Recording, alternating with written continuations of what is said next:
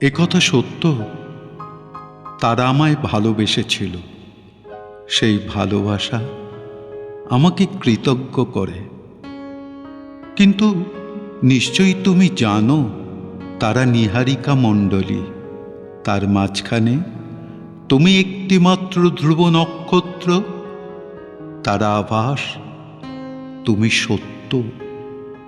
তোমাকে পাইনি বলে অনেক খুঁতখুঁত করেছি, কিন্তু হৃদয়ের দানে যে তুমি কৃপণ, এ কথার মতো এত বড় অবিচার আর কিছুই হতে পারে না।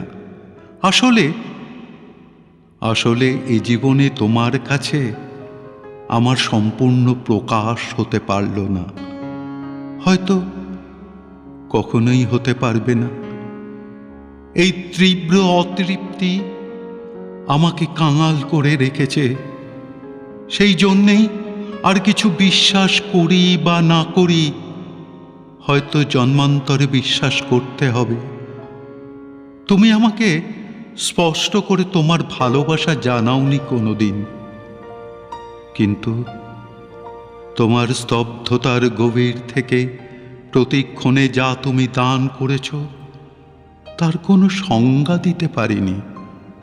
মনে হয় অলৌকিক। হৃদয়ের একটা গোপন জায়গা আছে আমাদের নিজের অগোচরে। সেখানে প্রবল ঘা লাগলে কথা আপনিই ফুটে ওঠে। হয়তো সে এমন কোনো সত্য যা এতদিন নিজেই জানতে পারিনি। জগতে সবচেয়ে ভালোবেসেছি তোমাকে। সেই ভালোবাসা একটা অসীম সত্য ভূমিকা আছে বলে যদি মনে করা যায়, আর তাকেই যদি বলো তোমাদের ঈশ্বর, তাহলে তার দুয়ার আর তোমার দুয়ার এক হয়ে রইল। একদিন আমার মতো আমার বিশ্বাস সমস্ত চোখ বুজে সমর্পণ করে দেব তোমার হাতে। তুমি তাকে পৌঁছে দিও তোমার তীর্থপথের শেষ ঠিকানায়, যাতে বুদ্ধির বাধা নিয়ে তোমার সঙ্গে এক মুহূর্তের বিচ্ছেদ আর কখনো না ঘটে।